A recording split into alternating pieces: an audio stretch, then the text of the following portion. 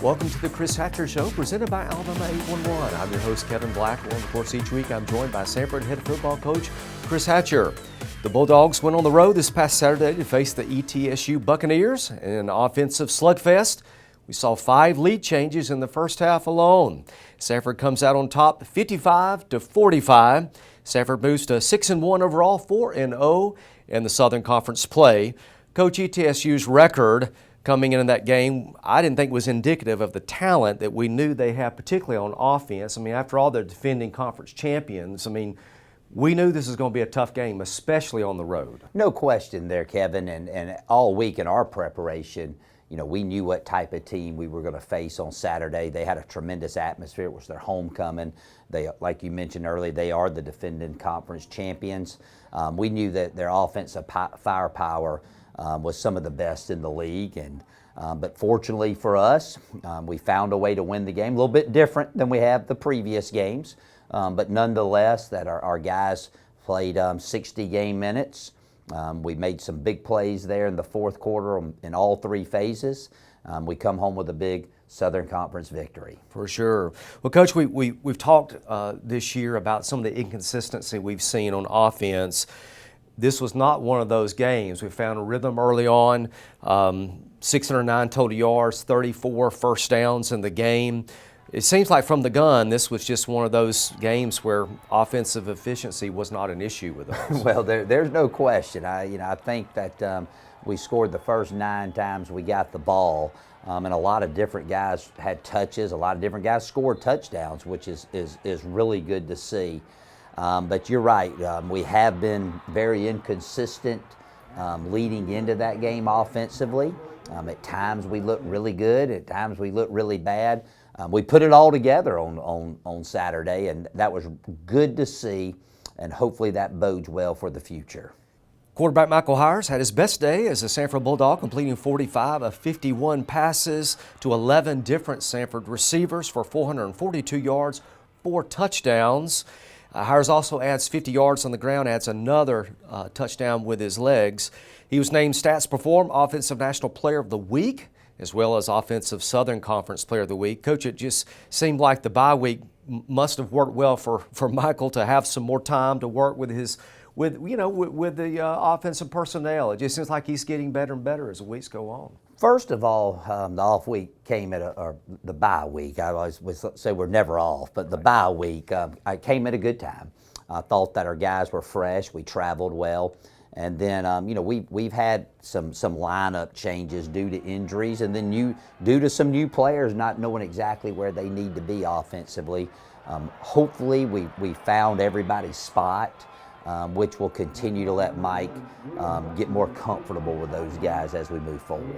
Well, I want to talk special teams for just a moment. Zach Williams is named Special Teams Player of the Week for the Southern Conference, kicking field goals from 42 and 32 yards. And Bradley Porcelato, Coach, he averaged 49 yards and punts with a 60-yard punt in the fourth quarter. Henry Bishop with 5 touchbacks. Special teams played well. Ty King had a big return on a kickoff. Talk about special team play. Well, you better be good in that area, and we kind of we have a little formula to figure out hidden yards during the course of the game, and a lot of times that hidden yardage equates to being victorious or not, and we had a lot of those. We didn't need Bradley much, but when we did, he kicked the ball, punted it very well.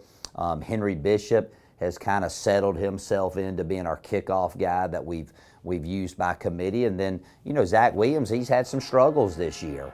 And it was really good to see him come in. They were not easy kicks. It was the opening drive of the game, a left hasher, 30-something yards. He boots through, and then we hit one with 1 second to go in the half there in the second quarter to increase our lead to 10. So to see those 3 guys playing well, and then you got to remember we got a bunch of good guys running down there covering those kicks. So again, I thought a very solid performance. For sure. Well, the defense, it certainly wasn't their best day of the year, but that they stood tall over ETSU's final 2 possessions for Braden DeVault Smith's interception with 2:37 left. preserve the win. Coach, talk about the defensive performance. I mean, certainly ETSU, as we've talked about, has some really good skill players, good running back and Sailors, good quarterbacks, had a lot of experience. Talk about the defensive play. I thought defensively we played with great effort, and that's number one. We went in the game, we had to stop their running attack. That was a big concern of ours. We did that. They do have tremendous athletes out on the edge, and their quarterback, I mean, golly, the guy scrambled and looked like Johnny Manziel out there in college throwing balls, just, you know, where only their guy could catch it. So we had some lack of execution in the back end, but they had some really good execution on some of their plays. I mean, they ran a halfback pass. The receiver throws a dime on the sideline that not many quarterbacks could throw. So a combination of some back-end errors and then a combination of them executing offensively at a high level equated as we really had a hard time stopping them.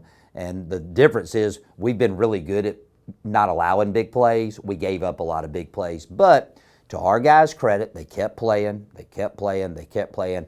And then in the fourth quarter, we made some big stops when the offense sputtered a little bit, especially there on that interception at the end of the game to seal the deal. Yeah, it was a huge play in the game. Well, let's go ahead and look ahead to this coming weekend. The Samford Bulldogs are back on the road to Charleston, South Carolina to take on the Citadel. The Citadel Bulldogs 2-5 on the year, but they're coming off a dominating victory over the Western Carolina Catamounts this past Saturday. Coach, you know when you face the Citadel, you're going to play a team that is disciplined, a team that likes to ground it out.